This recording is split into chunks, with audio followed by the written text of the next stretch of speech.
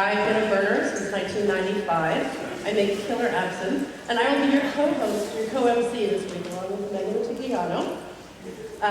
Megan and I have been working with a fabulous team to put together the conference for this weekend. We're so excited to welcome you here, and I'm looking forward to meeting those of you that I haven't met yet. I will be presenting Social Media 101 tomorrow morning with Will Chase. And I would like to take a moment to introduce you to the fabulous Megan Tigliano. She is a talented singer and actress. She has tirelessly and fearlessly put together every aspect of this weekend's conference. Please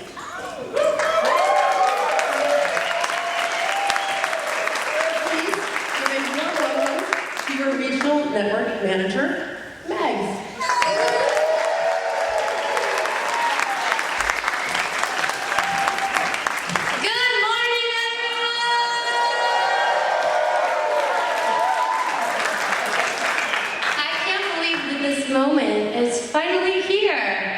Amazing to see all of you guys. And as Cynthia said, I'm Megs. I am Burning Man's Regional Network Manager and your gracious host for this amazing weekend. And it is with the greatest pleasure and honor, and on behalf of our entire Global Leadership Conference team, the Burning Man organization, the Meta Regionals, the Regionals Committee, and the entire Bay Area, that I give you a warm welcome to GLC 2019!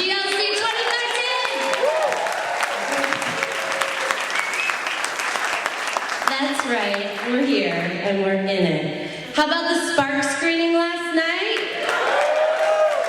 It was really amazing, and admittedly my first time seeing the film. It was far more magnificent than I could have imagined. And it gave me chills to get to see it with a theater full of you, full of the folks that are making that magic happen year-round and worldwide. And how about that circle of regional effigies footage? That really brought it home. So thank you for being here. Our purpose this weekend is to develop our skills, philosophies, and practices around what it means to support a thriving and nurture a year-round community around the world. This weekend, you'll support one another in your growth as leaders by sharing the skills and lessons you've learned along the way, both the success models and the stumbling blocks, so you can boost one another up and act as conduits for our community to realize big projects, stunning visions, and exquisite and achievable dreams. Together, we'll ask ourselves, what does it mean to be a burner? What does it mean to effectively be in service and to lead a community? Why do we do what we do? And how do we make what we as burners have long considered the default world, more like the playa, the spaces created at our regional events, and the worlds of our imaginations? You've come here from all around the entire globe to explore these questions together and to unite as a community of leaders, seekers, and instigators. At our last count, we had 218 people registered for the GLC. And I'd like to first of all thank Sunburn Sarah, where is she? Our East Bay regional contact, for welcoming us to this side of the bay. We have members of our Meta Regionals team. You guys can stand up.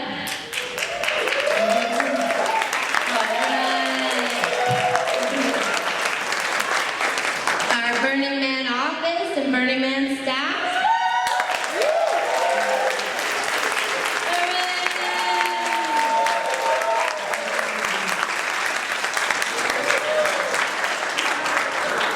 Thank you for being here.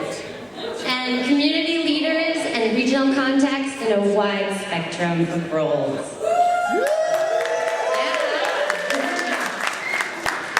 I'm excited to say that we have 48 registrants from 11 countries outside of the US with us this weekend.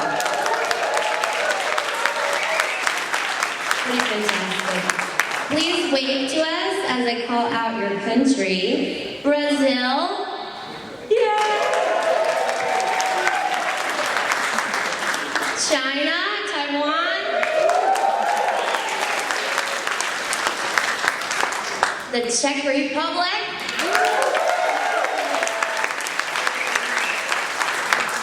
Ireland, in the house, Japan,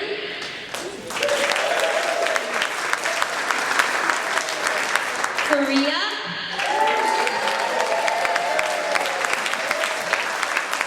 the Netherlands,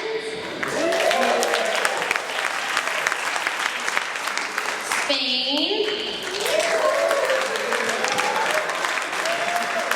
the United Kingdom,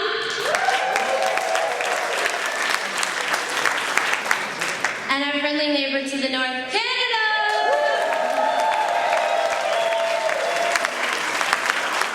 Hi, Vancouver! Hi, Alberta! Toronto! Yellowknife?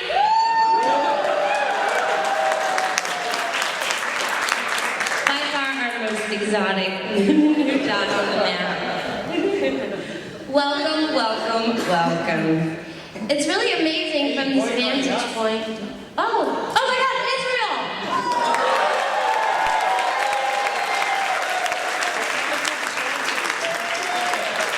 Adam, oh my love. You know, anytime you write a list of people to thank or things to say, you always leave someone off, but you were last but not least on that lovely list. Thank you for being here from all the way from Tel Aviv. It's amazing to see how much we've grown over the past 7 years.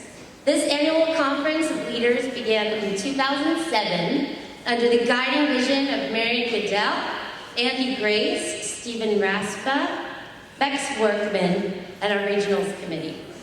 It was held in our office space in a San Francisco warehouse, and then there were around 70 attendees. The gathering served as a summoning stone for leaders from across the network. Information was shared and ideas were exchanged, bonds created, plans hatched, and dreams nurtured. The Regionals Committee decided to keep the gathering going, and Burning Man has graciously put resources into making it happen. And as I look around, I'm delighted to see that our Burning Man office staff is participating in ways that they haven't as much in the past. They're participating in workshops, delivering a large host of content, and really here throughout the weekend. So we welcome them and are excited that they're with all of you.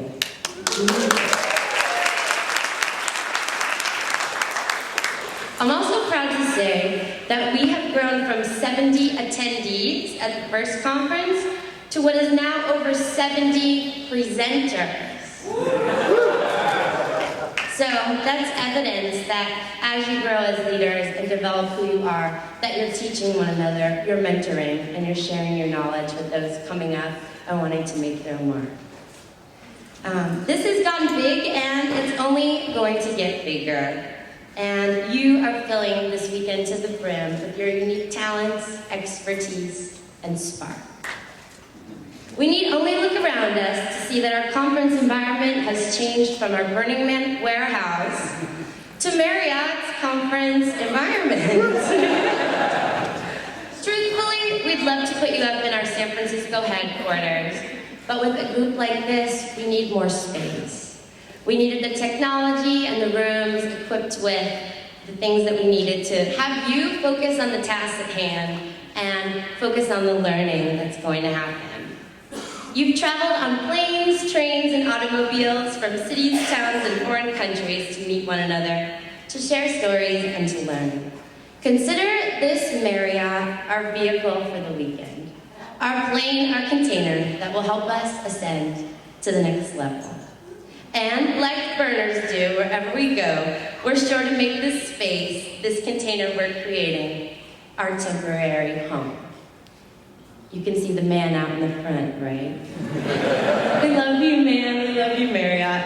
I wonder if Larry thought of the Marriott as a possible location for a man. But hey, we're changing. We're winging it as we go along, and we're making our mark.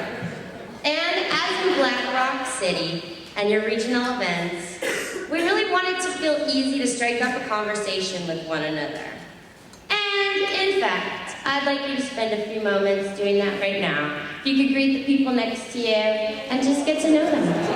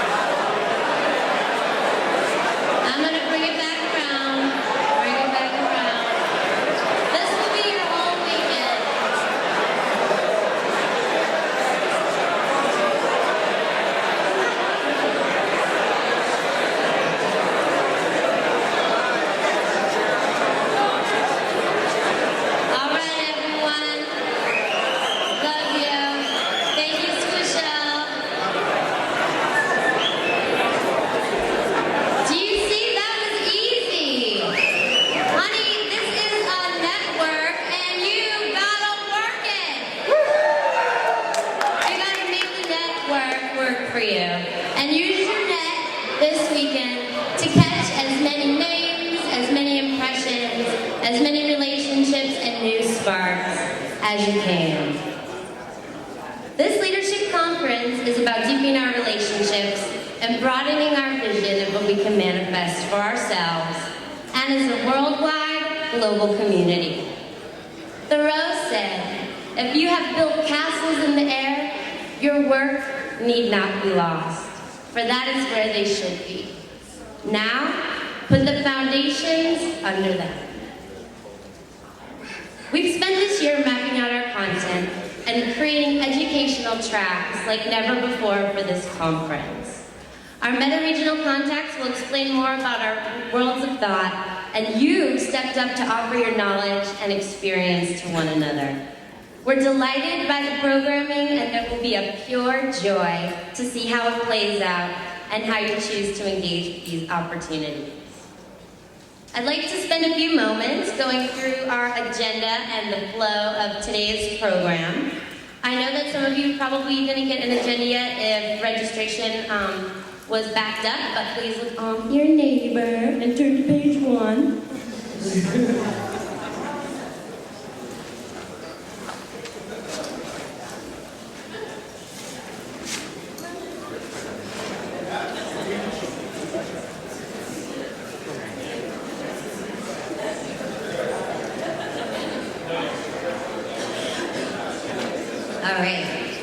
So right now we're doing the welcome and introductions, and then we'll kick off into an Oakland showcase and ground you guys in this exciting world of Oakland.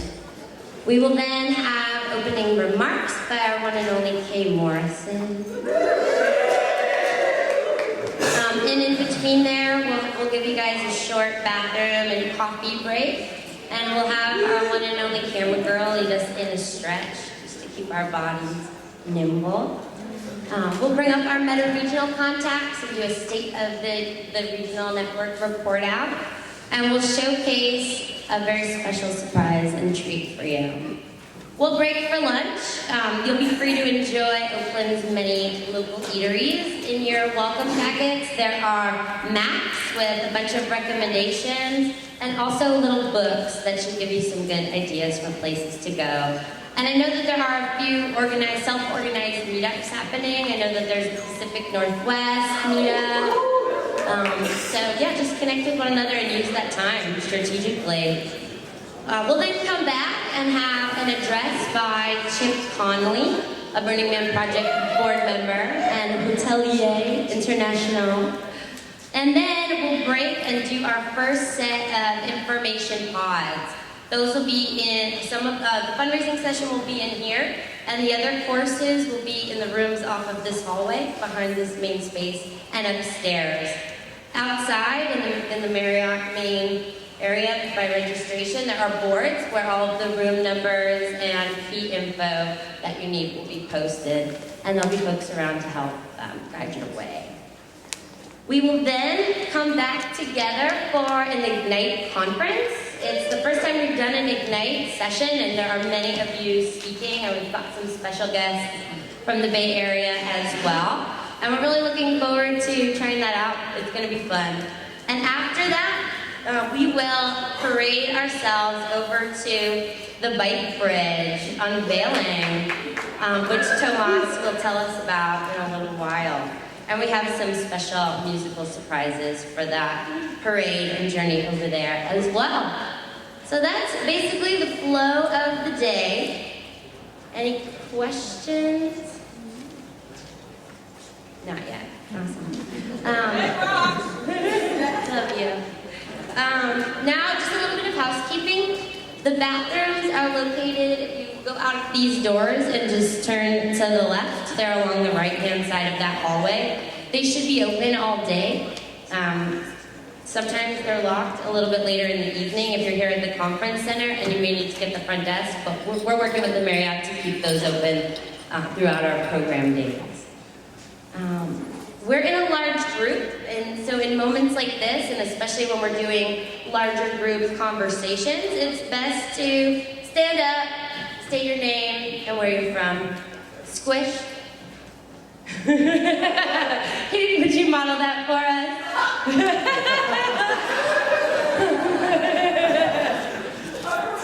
Do you have a question over there? Yes, I'm Michelle from Vancouver.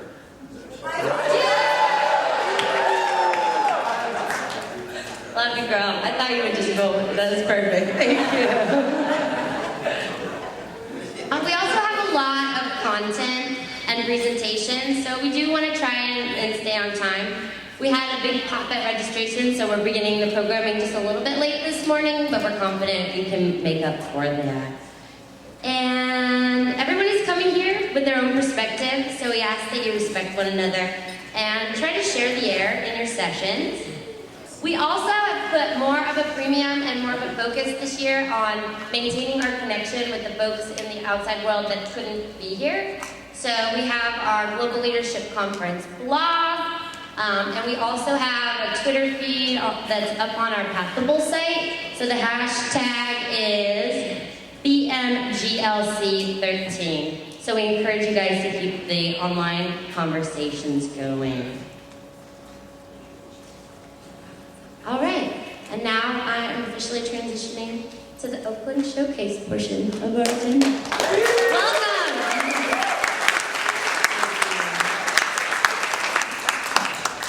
This is the first year that we've called the gathering the Global Leadership Conference, but we're putting a strong focus on local. We've moved our conference to Oakland because, as we see it, it's an exciting way to give you a place-based experience that's unique. And Oakland and its art scene are thriving. Oakland is a model of a city that's engaging. Oakland's community is finding renewal through art and creativity, and we want to showcase it. With so many burners and artists here, it could be argued that the creative underground energy has really shifted to this side of the bay. Fortunately, yeah, true story.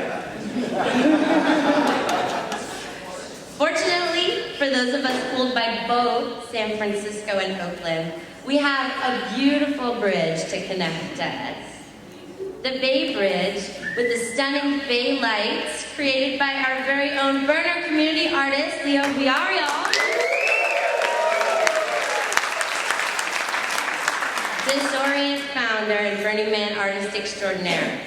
The project is put on by Ben Davis, a burner who lamented that he felt a disconnect between the playa and home, and that sense of holy shit, what am I looking at? And really wanted to bring that home. And now from now until 2015, the Bay Bridge's 25,000 LED lights have been programmed in a never-repeating, dazzling display across the bay. And if you haven't seen them, they are phenomenal. And during our fundraising panel today, Amy Critchett, Bay Lights Project Executive Director, will speak to us about the fundraising for this massive endeavor. And we're delighted she'd be here, and the art project has and will continue to make a tremendous impact on the Bay Area. It will engage the city in art, and that's what the next segment of our programming is all about. So with that said, I'd like to intro Danielle Fox.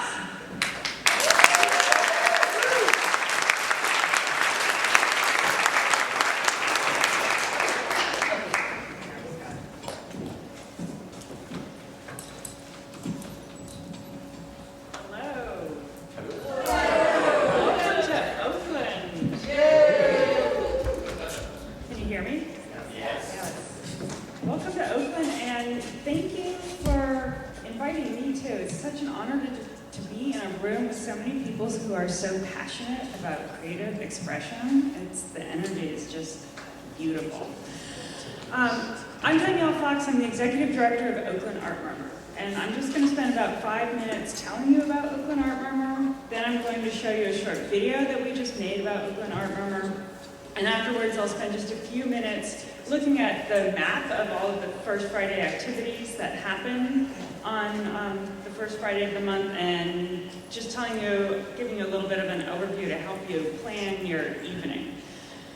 So, Oakland Art Murmur started, like Burning Man, I believe, as a creative community and evolved into an event, a movement, and eventually an organization. In 2006, Oakland Art Murmur began with a simple agreement by half a dozen galleries to hold our opening receptions on the same night, which was the first Friday of the month. The strategy worked immediately, with audiences growing from 100 to 700 in the very first month, and within a few years to over 7,000. Around Art Murmur's monthly gallery event, a broader community event soon evolved, which had a life of its own. This is known as Oakland First Fridays.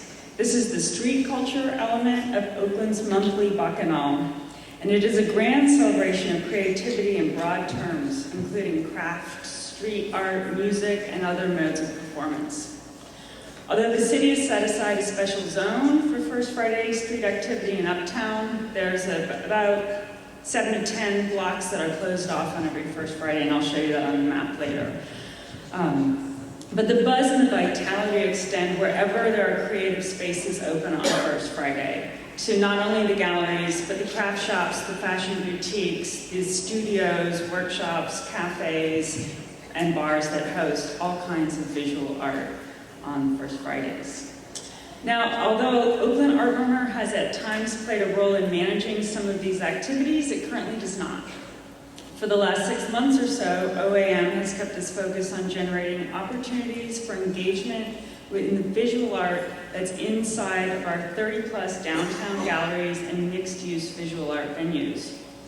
And not only on First Friday, but we're turning more and more attention to trying to build traffic and awareness and participation on Saturdays, on Thursdays, on other days throughout the month. To this end, we publish print guides, we manage a website, we produce a free monthly walking tour of the galleries that are led by gallery directors, different one each month. We promote artist talks, gallery openings, and provide press and advocacy for our affiliates. The Street Festival, which takes place Fridays on First Fridays is managed by a separate organization, which is a civic and community partnership called Oakland First Fridays. Together, the two intertwined events, Oakland First Fridays and Oakland Art Murmur, draw an average of 20,000 visitors to downtown Oakland each month and have played an important role in the cultural and economic revitalization of this downtown part of our city.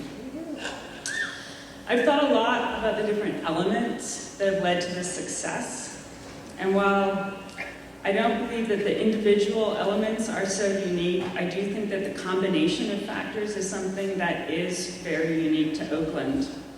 Our culture here honors and embraces grassroots activity, entrepreneurship, and creativity. We love community, cooperation, and co-location. There is also a common understanding in Oakland that the whole is so much greater than the sum of its parts, and that when Oakland rises, we all rise. And I think that's really what we celebrate here every month. So, to give you already a little break from the long day of talking heads that's ahead of you, I'd like to show a video that we just recently made about Oakland Art Murmur. It's only 5 minutes long, and then I'll come back to give you just a little bit of an overview of the geography of the evening.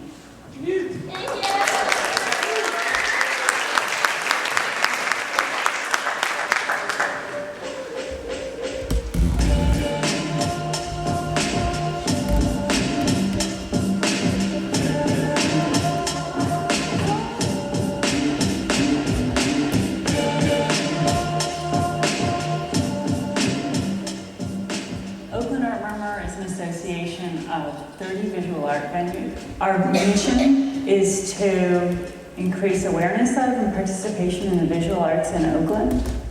And we do this through collective marketing and public programming. Our monthly First Friday gallery walk, weekly Saturday strolls, including receptions, artist talks, things like that. Oakland Art Murmur started in 2005. Galleries and artist exhibition spaces that were located in central Oakland decided to hold their opening receptions on the same night of the month in order to kind of cross-market and cross-pollinate and try to get more people to come to their opening receptions. We had pretty good openings at Mama Buzz, just in general. We'd always have like 100 to 200 people show up for our openings. But in that first month of just doing a postcard and having a small ad in East Bay Express, we had like 3 times as many people show up to that first event. And then it just grew as the year went on and to the summertime, it just kept growing and growing.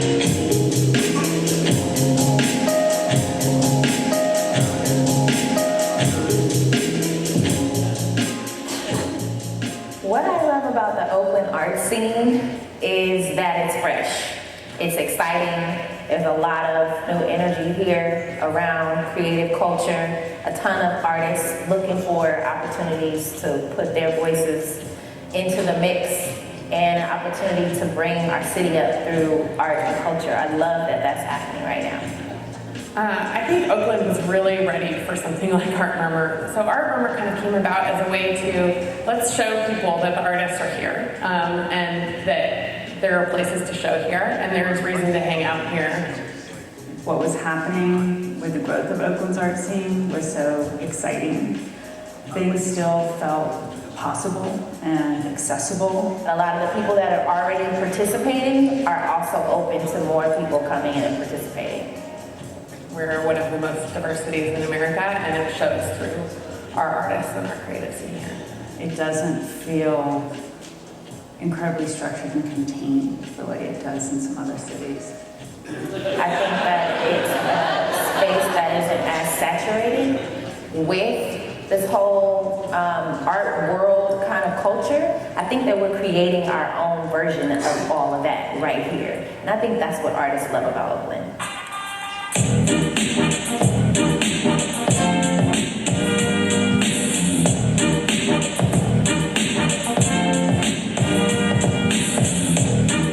The art scene is really supporting Oakland's vibrancy. I think that the excitement that's around Oakland Art Murmur has been developing over a number of years, is drawing a lot of people, artists and non-artists alike, to the city. I don't think that you would have the same success with something like Art Murmur in other cities necessarily, and I think that that just has to do with the demographics, the people who live here, the abundance of artists, and this real want to make Oakland a really great destination. I guess it just feeds off itself. The more young, excited, creative people are here, the more other people want to be here. There is a calling, an awakening, so to speak, a freshness that people are kind of gravitating towards. It's also just like formed this community of people who really care about Oakland and are really committed to pushing it forward and creating a more positive message about Oakland. Especially through the Art Murmur organization. It allows us to stay really connected and to work as a group and a community, collaborate, because our visions and goals are shared. You know, people are really, really interested in their life, in their lifestyle, and how to make it better, and how to participate in making it better in Oakland. Invaluable.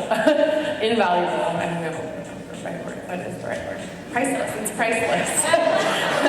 What Art Murmur has contributed to Oakland. My vision is that people can't come to the Bay Area without coming to visit Oakland's galleries, and I think that's where we're headed. Biggest hopes for the future of Oakland is that the people that live here and have lived here for generations get to stay here and get to continue to participate in its development along with all the new blood and new energy that's coming. Art supports community and economic development, and I really, really see that coming to pass for Oakland.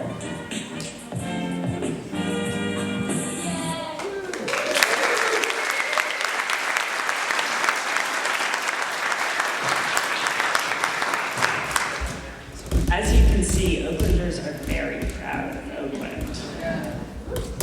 So we have a copy of this map, which is going to come up on the screen in a minute. And I also left a pile of these cards out on the registration table, so if you want to grab one as your guide for later in the evening.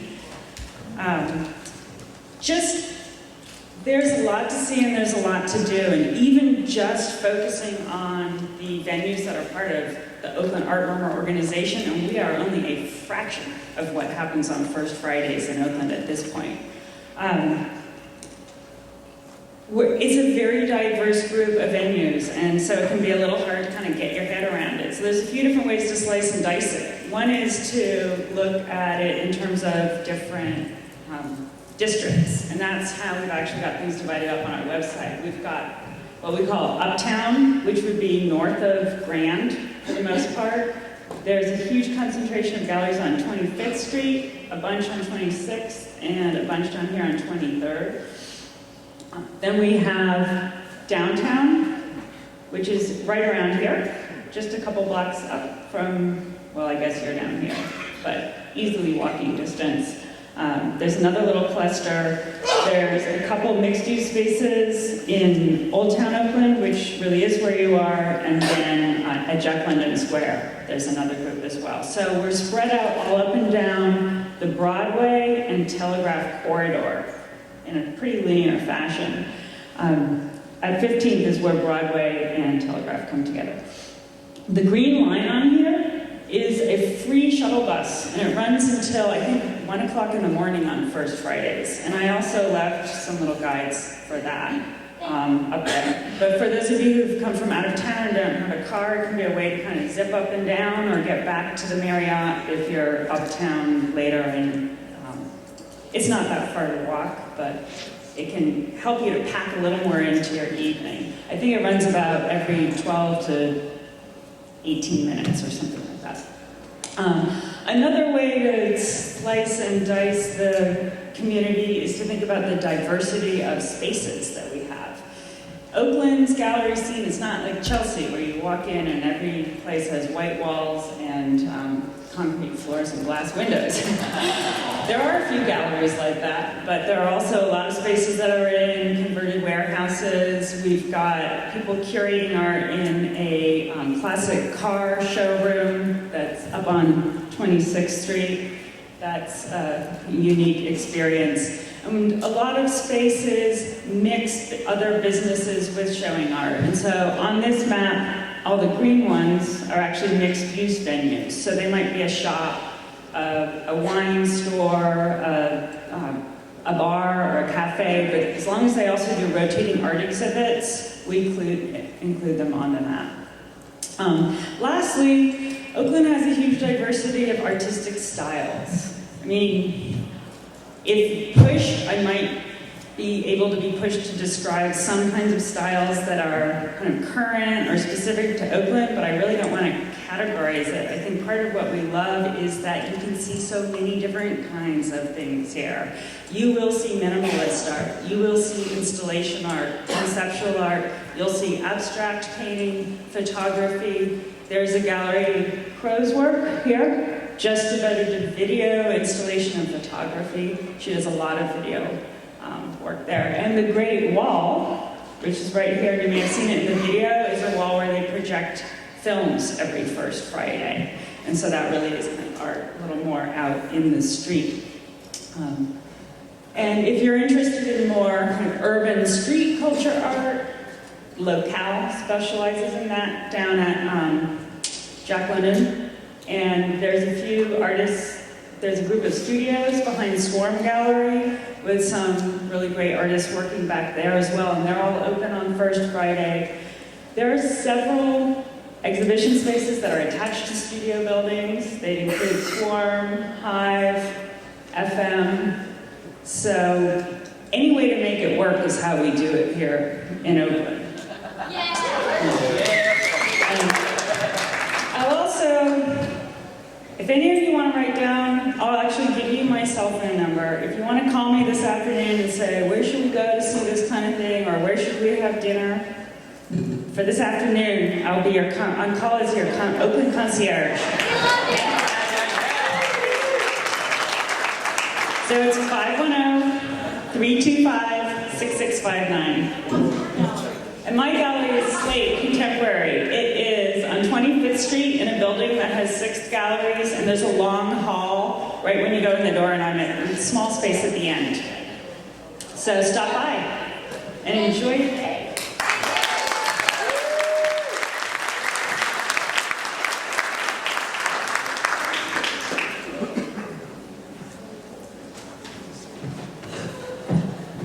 Thank you so much, Danielle. That's a really wonderful welcome. And tonight, following the bike bridge opening, wow, I'm pretty tall.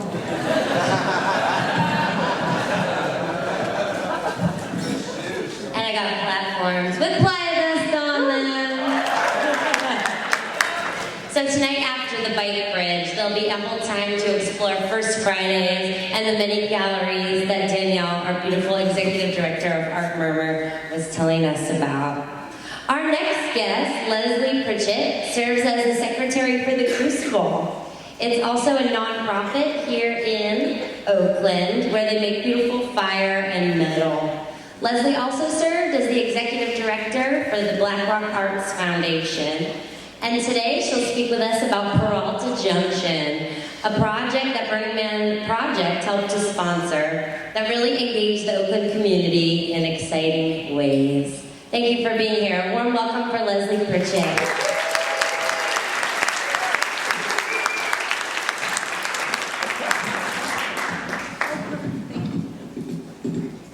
So to advance, I push.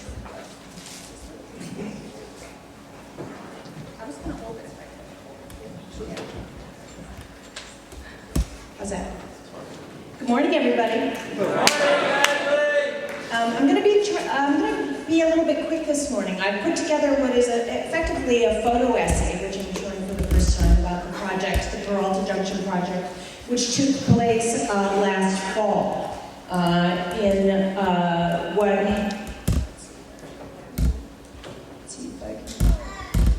what was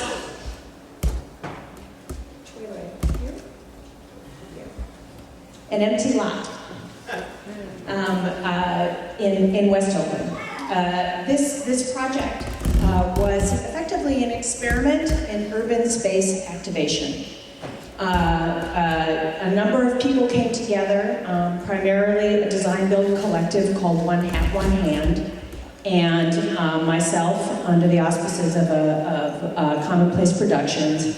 And we decided that we were going to take over this lot, which looks fairly nondescript and is in a neighborhood that was not known as a destination space, but is an area, which is an area that is incredibly vital with art activity. You can see a little bit, there's the words American Steel up on the upper left-hand corner. That warehouse, the American Steel Studio, houses 137 artists. And this, the adjacent roadway is what we are now, is the heart of what we're calling the West Oakland Industrial Arts Corridor, which includes numbers of warehouses and our production facilities that are relatively opaque to the public. People, if you drive by, even people, Oakland City administrators said, oh, there's nothing happening there, that's a moribund building. They said that about American Steel, with 137 working artists inside. So part of our objective was to try and bring some of the creative energy that was happening out into the public sphere in a way that, much as Burning Man does, created a container and an invitation for people to come and participate. And they did.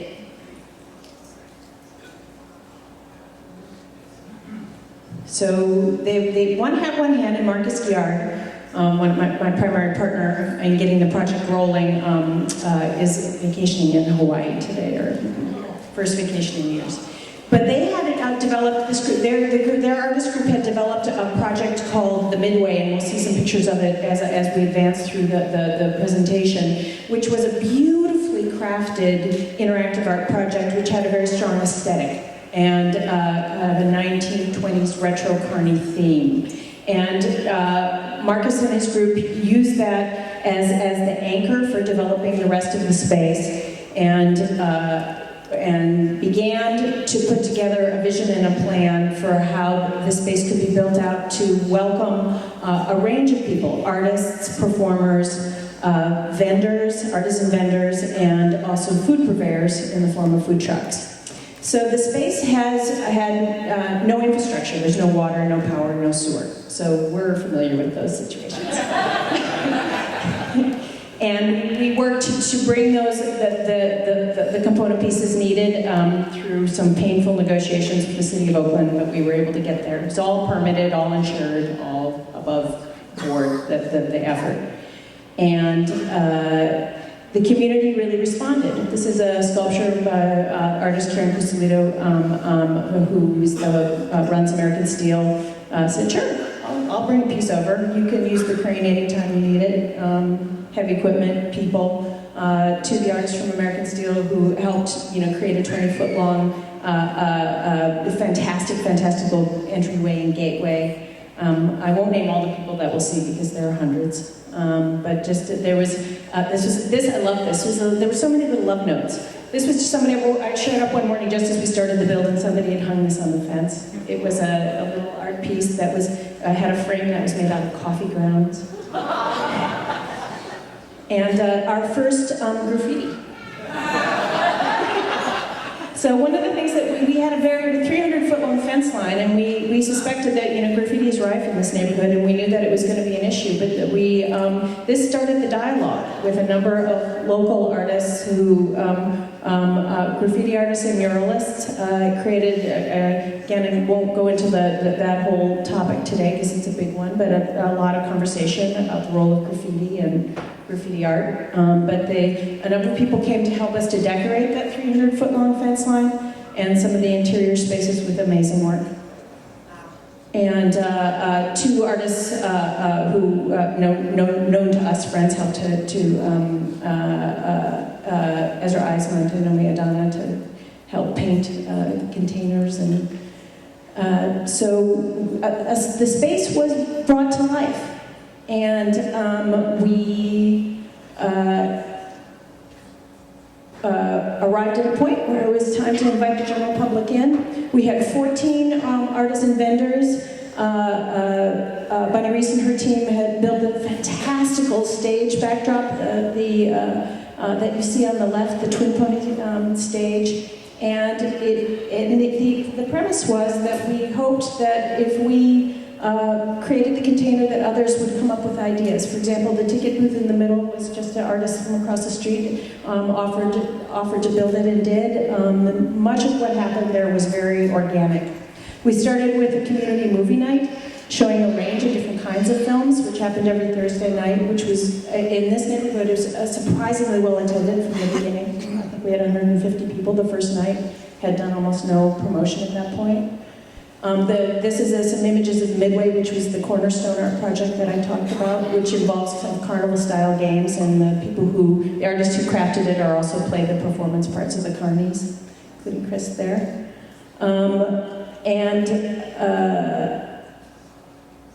We also decided that it would be lovely if we could create both a physical space and an opportunity for people to just come and bring whatever knowledge, interest, or creative efforts that they wanted to, and help share them with the people who were coming to hear. This is an altar that was built for Day of the Dead. A number of people just opted to participate. There were pumpkin carving, mask making, more expert pumpkin carving, more expert mask making, and face makeup.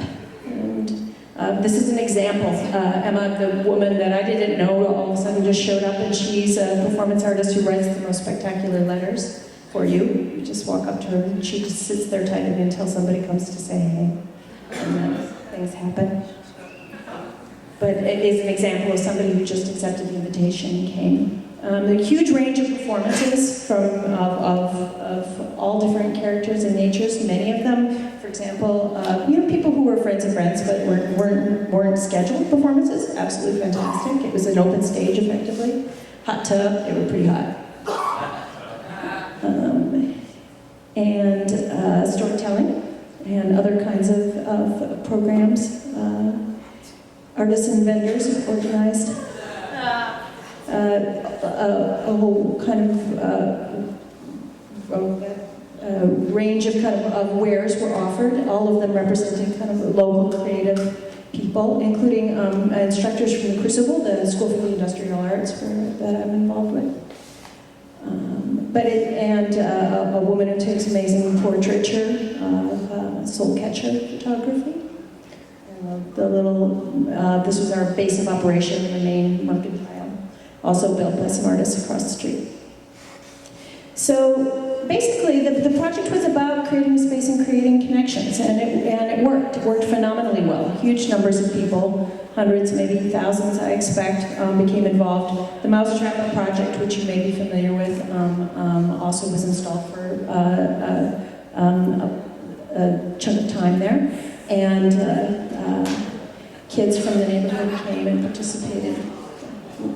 And this is a person who's helping me with social media sent me this image when we hit 1,000 people on Facebook likes. But this is a picture of the project ran for 2.5 months. We had intended for it to run just a few weeks longer, but the weather got very wet, and the site was not very conducive to a great deal of rain. But this is a picture from our last Saturday on the site, and you can see it was a bit of a transformation from the vacant lot that was there. And it was beautiful at night. The lighting was extraordinary. We had a Thanksgiving dinner for the crew, and a fundraiser at an adjacent warehouse to help underwrite some of the costs. And we had a number of people who helped support the project financially and with pro bono support and help, and including the Burning Man project. And there's Marcus, and that's me.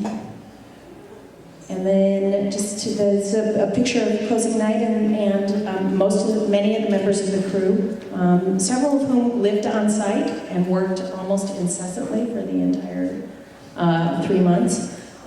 Most of them in a volunteer capacity. The project couldn't have happened without all of the volunteer heart and effort that went into it. And then, as we're familiar, the project was was packed up into the 4 containers that had been stacked in part of the program, and the site is now back to pretty much the same condition that it was when we found it, maybe a little bit better. But it was, I think, a phenomenal experiment and a phenomenal experience.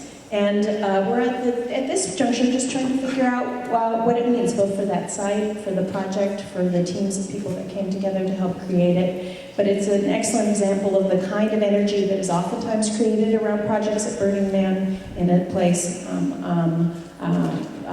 outside of Black Rock City. Thank you.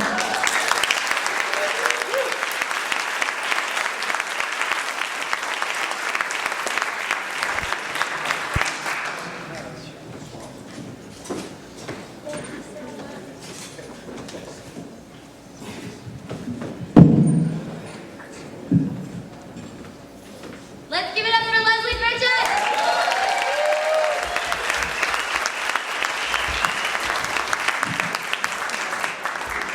I definitely had FOMO. I had been hearing about the Peralta Junction for a couple weeks, always had something else to do, and then finally, when I went over about a week before it's closed, I couldn't believe that I had wasted the past 3 weeks not going there every single night. It was just so alive with people, with kids, with families, and it was just amazing to see what was an empty lot just thriving and teeming with people.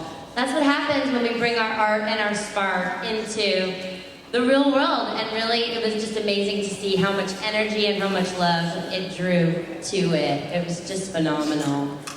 And similarly, tonight we'll be a part of an experience hopefully like that. The Black Rock Arts Foundation has been working for a couple of years towards this unveiling that's going to happen tonight around First Friday in the Uptown Art Park. So it is with great pleasure that I introduce Tomas McCabe. He's the Black Rock Arts Foundation Executive Director. He's an amazing conduit of creativity and culture, and he's taken his background in the visual arts and environmental sustainability to nurture amazing projects along. Please welcome Tomas.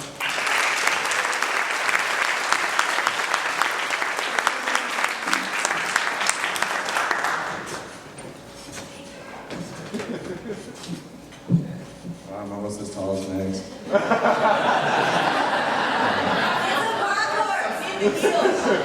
Oh my God. Oh my God. I don't know if it's the carpeting or what, but I feel like I'm tripping balls right now. I think the carpeting has something to do with it.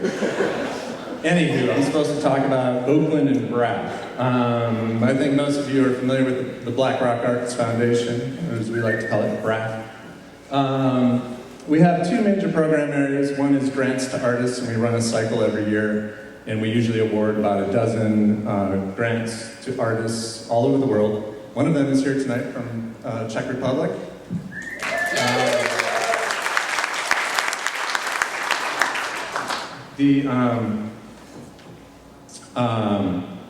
The cool thing about what we do is these artists are not necessarily burners or have any intent to go to Burning Man, but they do the kind of art that we like, the kind of art that we adore and we see at Burning Man, and that is it's community-based and it's interactive in some way. And that is the Black Rock Arts Foundation's niche in the world. There isn't another arts organization supporting that kind of work.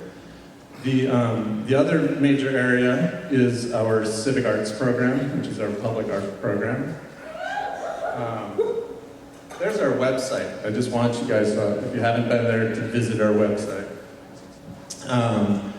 The civic arts program was started by the lovely Leslie Pritchett right here back in 2005. For the most part, the civic arts program finds second homes for beautiful pieces that were made for Burning Man. We just took the ray gun Gothic rocket ship down from Pier 14 that had been up. It was scheduled to go up for a year and it extended for 2.5 years. Kate Redenbush's Futures Past is in Hayes Valley right now. Brian Tedrick's Portal Evolution is in Reno right now. And of course, Marco Cochran's Bliss Dance is on Treasure Island. And all of them, every time we put art up temporarily, it always seems to get extended and extended and extended. But that temporary nomenclature that makes it all possible. When you're talking about cities like San Francisco and you want to put up large-scale art, if you want to do it permanently, you can spend up to 10 years in just bureaucracy trying to make it happen. Whereas we come along and we're like, oh, we're just going to have it up for a year. And they're like, oh, okay. And in the case of Hayes Valley, we've been rotating art there for since 2005. We've we kind of kicked it off, and then a neighborhood association formed and started curating art themselves, and we've helped them with several installations. And I love taking art down or putting it up there because the entire neighborhood is comprised of art snobs now. People will hate art and they're like, I like the other thing better, but they know something new's coming along, so it's fun. And it's really a great model. We're trying to reach out and do this in other communities. We did a piece in Detroit and in San Jose. And the one thing that was always missing was Oakland. I mean, so much artwork that you see on the fly is from Oakland. And we worked with the city of Oakland years ago to get a National Endowment for the National Endowment for the Arts grant to convert a vacant lot here in Oakland and turn it into a sculpture park. And they got that grant. And so it's been years now trying to actually convert that space into a park. And simultaneously, we saw an opportunity for another NEA grant and to work with community members and teach and use reclaimed materials. So we wrote a grant for what we're calling the Bike Bridge, and we got that grant. That was the Black Rock Arts Foundation's first National Endowment for the Arts grant.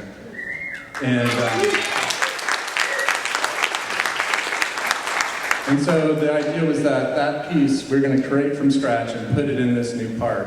And I spent a summer collecting junk bikes. I went out to the Burning Man Ranch and got bikes, Stanford University, American Steel, and we had like 30 volunteers one weekend rip the bikes apart. We sandblasted them.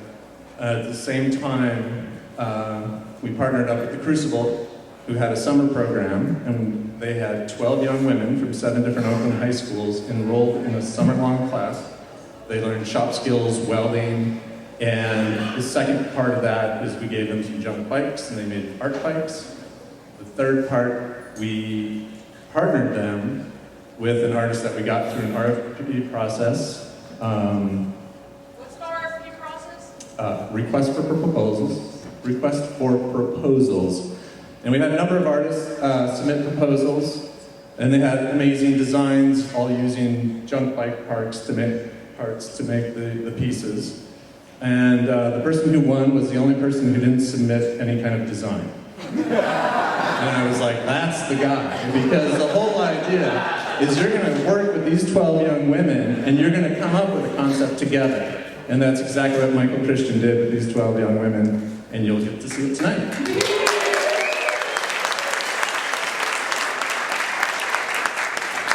Sneak peek of it up there. So, Oakland, we need to do more. I wanted to turn that whole lot into a Burning Man sculpture show, and maybe we'll get there soon. We give money, we get money, we apply for grants, we give grants. We can't do it without the support of the community. We are a 501c3 nonprofit, and you can donate on our webpage.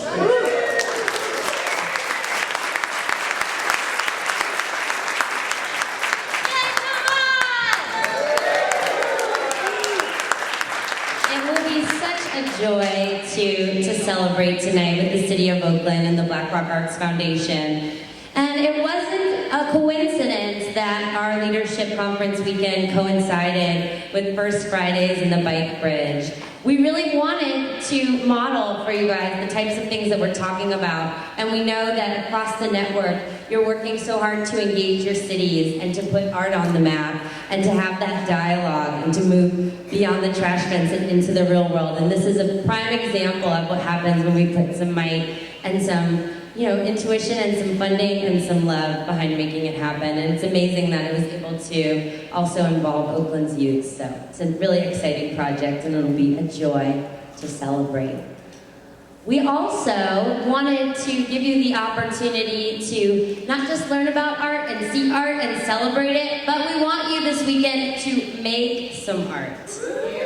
And we're really excited to be collaborating with Felix. He has an amazing bus, the artist Mobilist, that has traveled around the Bay Area and to many of the Burning Man Project and Burning Man events. And we'll be making a collaborative mural project together this weekend. Felix is an innovator. He's extremely entrenched in the First Fridays community. He's engaged hundreds, maybe thousands of people in making art on the street. It's been an honor to work with him and to co-create and lay out the project for this weekend. Let's give a warm welcome to Felix, who will tell us how we can experience.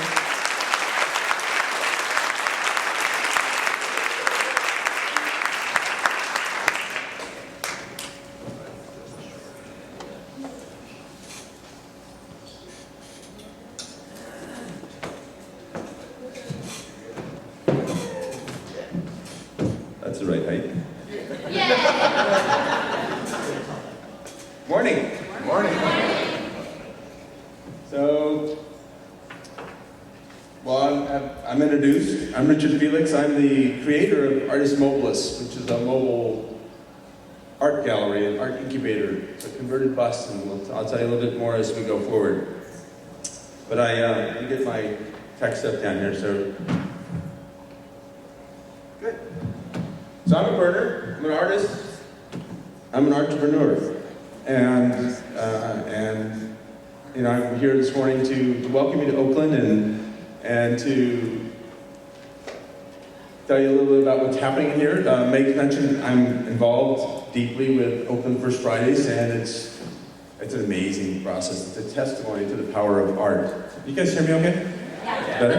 I'm sorry, I should have mapped this out before. The folks over there can't see with the presenters here, so sorry to move you, but if you could conduct maybe from here, then everyone will be able to see. I'll go mobile. All right. I'm a mobile man. And anyway, so Oakland. Over there. Where am I over here? Thank you,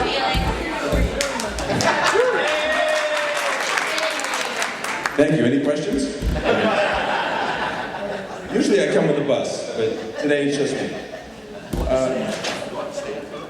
I'm fine. This is good. So Oakland, as my colleagues told you about, is happening. It's off the hook. And I'm really honored to be here. It's just great.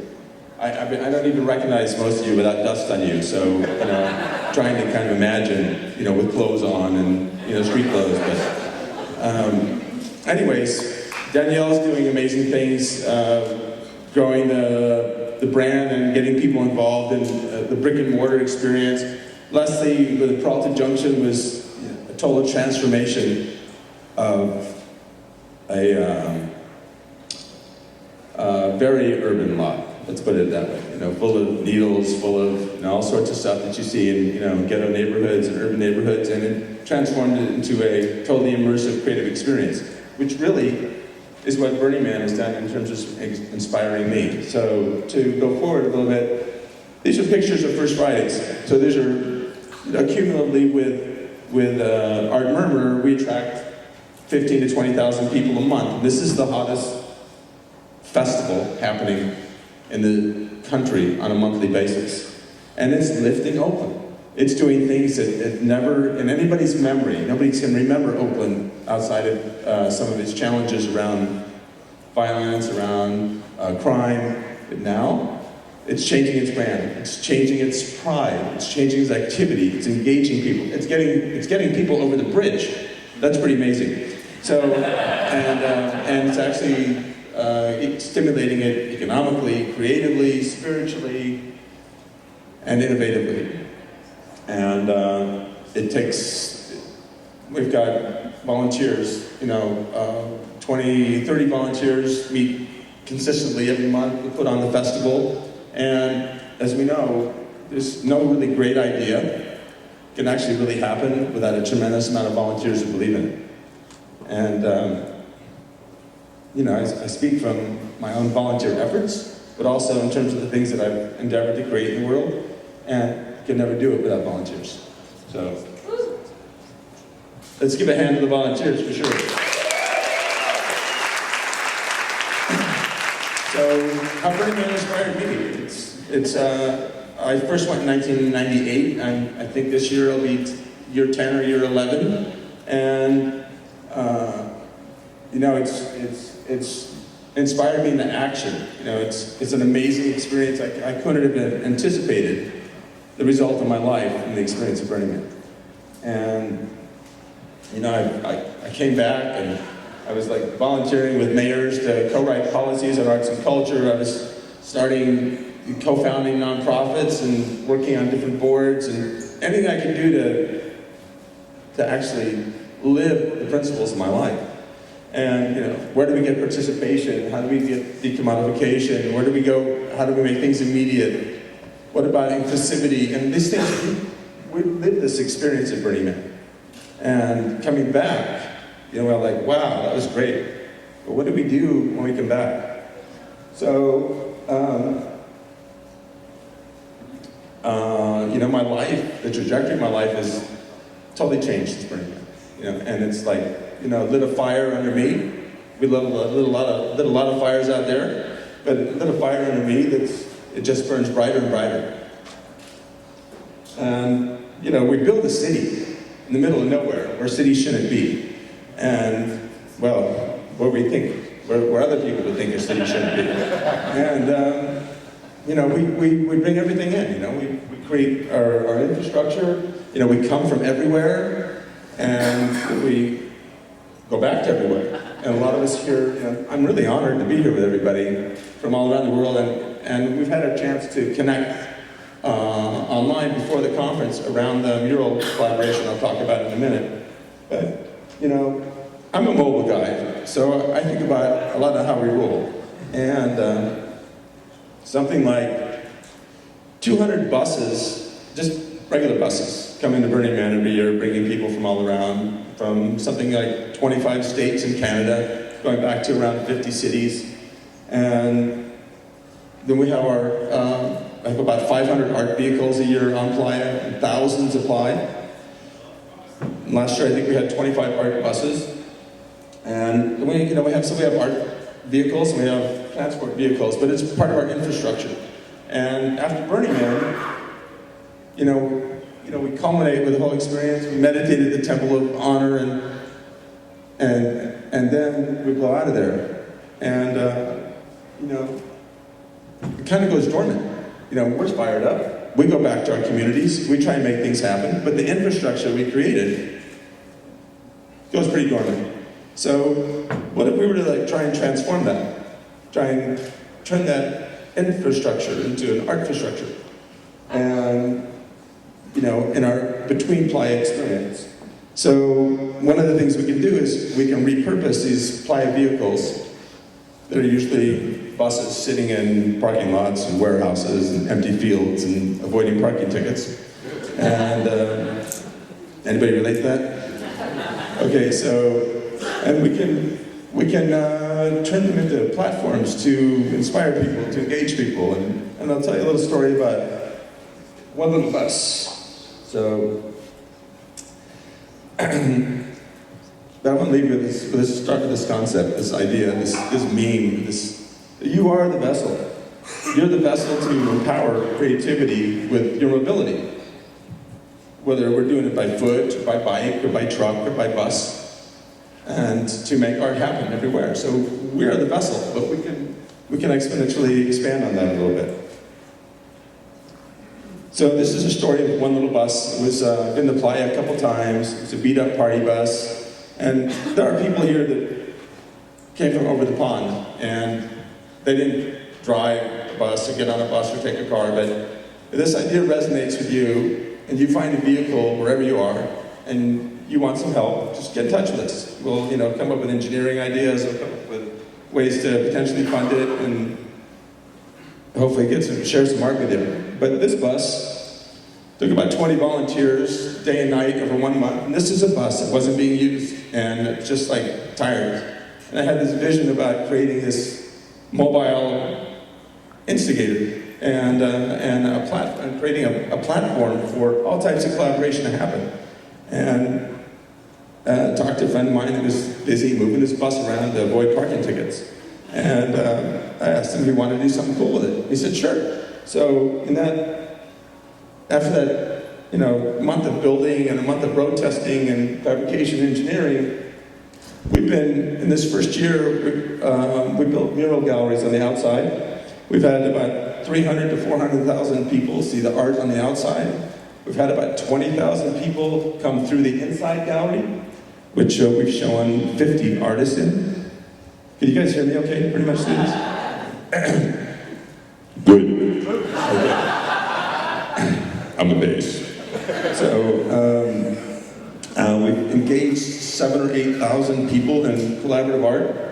The bus started as a mobile gallery, and it's sprung into creating art zones and trying to replicate and inspire that experience of an immersive creative environment and giving people a place to participate together, people, to include people together, to give them permission, encouragement, inspiration, and a space. So these are the participation tour wall was with Burning Man Project. It was at Vernal Equinox. Reimagining Central Market was also with Burning Man Project, and that was in the middle of the hood in San Francisco. And we had 500 people plus over a couple days on the Reimagining Central Market. These were alcoholics, addicts, prostitutes, people living on the street that never took a moment out to reimagine their neighborhood. And then there was families that came by, and little kids and blind people that never painted. I mean, it's ongoing stories. So we have a couple things in store for you while you're here. As Meg's mentioned, and as Tomas mentioned, and as everybody else has mentioned, so it's an exciting weekend. But this is the sort of conceptual drawing of the Be Global mural collaboration. It's a mobile global mural collaboration. And the concept is to burn globally, art locally. And people have sent in images and pictures from 30 different regions around the country. And it's created for you, to be created by you and with you. And it kicks off tonight at the Uptown Art Park on the backside. We'll have artist mobilists. There's a fantastic show of the regionals and the core project inside the gallery, curated by Burning Man's very own Lady B. And there'll be 3 workstations around the mural. There'll be a stencil station, a hand coloring station, a paint station. So, and the Dodo bus will be very nearby with music on it, and so we'll have our own little burner party.